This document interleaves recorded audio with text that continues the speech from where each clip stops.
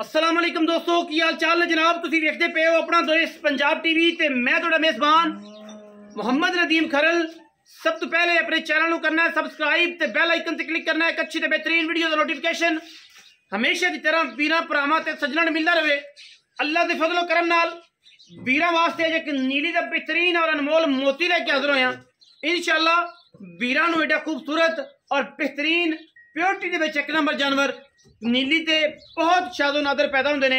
ये जोटी पहलन होके खास नगीना है नीली दा।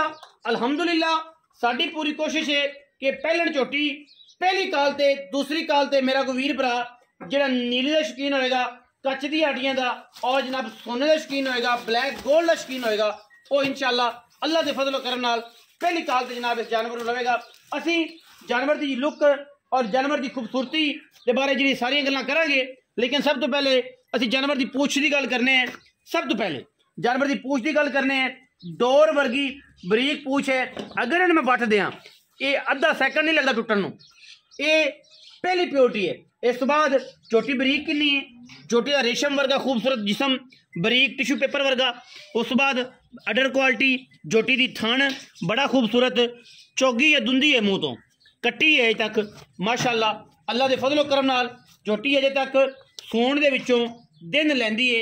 4 लै जाए, 5 लै जाए, 6 लै जाए, 10 दिन पक्के ने। झोटी इंशाअल्लाह खलारे ला देगी। मरले मरले की खूबसूरत वंड ते मैं नूं थन लगे। पहलन मैं दुंदी है, चौगी है, 6 दंद नहीं हो सकती, एक हड्डी, रेशम वर्गा बदन, कश्मीर सियालकोट मेरे वीरां दी जान और नस्ल ऐसी कि हज़ारा में ही कदे इस तरह जोटियां पैदा होंदियां ने। जोटी दे कद हाइट की अगर गल करिए अजे कट्टी है। मैं नहीं बनना, मैं बनेगी साल नूं 1.5 साल नूं। मैं उन्हें सिर मोतियां छलियां वर्गा कतरी कतरी, बूथी चंगी लम्मी, तौण गज लम्मी, पैर अगले पिछले थम्मा वर्गे गोल, घोड़ियां दे सुम्मा वर्गे खूबसूरत, पिछले दोवें खुर चिट्टे ने, थन मरले मरले की बेहतरीन वंड ते लग्या होया है।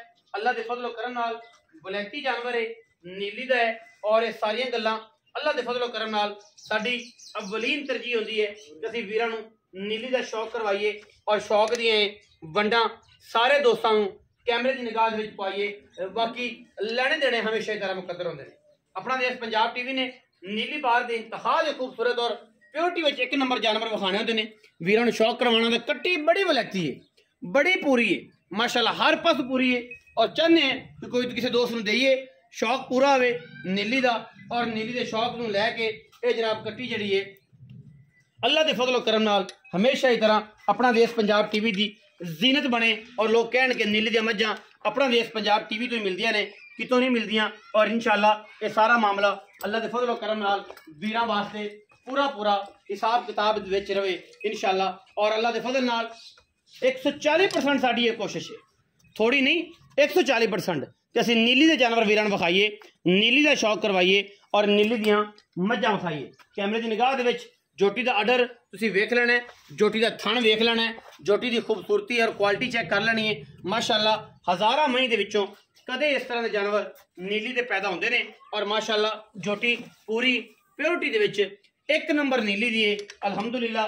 और कैमरामैन साहब पूरी निगाहां नाल पूरियां तसल्लियां नाल जोटी की खूबसूरती नूं हर एंगल तो विखा रहे हैं। इंशाअल्लाह जोटी पूरी नीली दी है अल्हम्दुलिल्लाह, पूरी खानदानी है और इंशाअल्लाह वीरां नूं पूरा पूरा असी शौक करवा रहे हैं अल्लाह के फजलो करम नाल। इंशाअल्लाह ये जोटी जो वक्कड़ लगी, जोटी जो तैयार हुई इंशाअल्लाह अजे तक जोटी ने लाना शुरू किया है। तकरीबन कोई 10 दिनों की जोटी अजे 10 दिन लैंदी है और माशाअल्लाह जो कैमरे दे विच अल्लाह के फजलो करम नाल इहदा मयार, इहदी रंग रूप, इहदी खूबसूरती और जोटी ने जो पूरी सार का डोला चक्या ना इंशाअल्लाह ते वीर जनाब खिल उठणगे, क्या उठणगे, मजबूर हो जाएंगे इस काम से इंशाअल्लाह। अल्लाह के फजलो करम नाल नीली दे जिहड़े जानवर ने वो अपना देश पंजाब टीवी ते वीरां नूं ही माशाअल्लाह अल्हम्दुलिल्लाह अल्लाह के फजलो करम नाल विखाने असीं।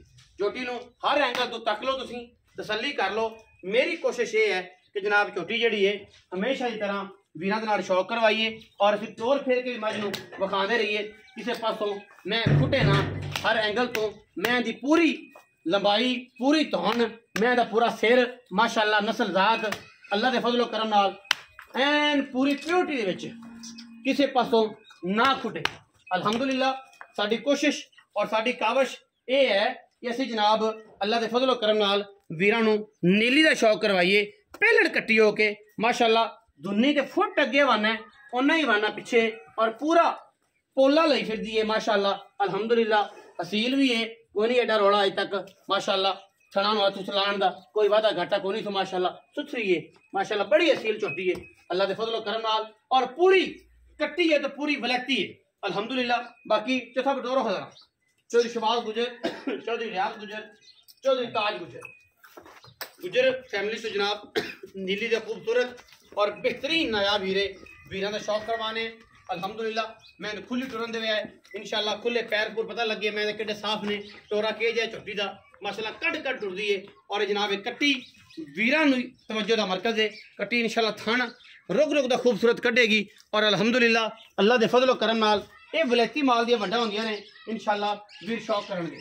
असी जनाब इन्हूं वापस ले जाके इसकी तसल्ली करवाने कि मैं दी पूरी तसल्ली करो हर एंगल तो खूबसूरती और माशाअल्लाह मैं दी नस्ल जात तुसीं आप देखनी है।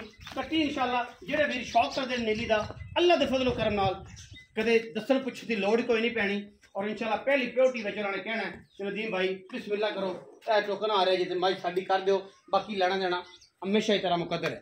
चौधरी ताज गुजर साहब आओ भाई।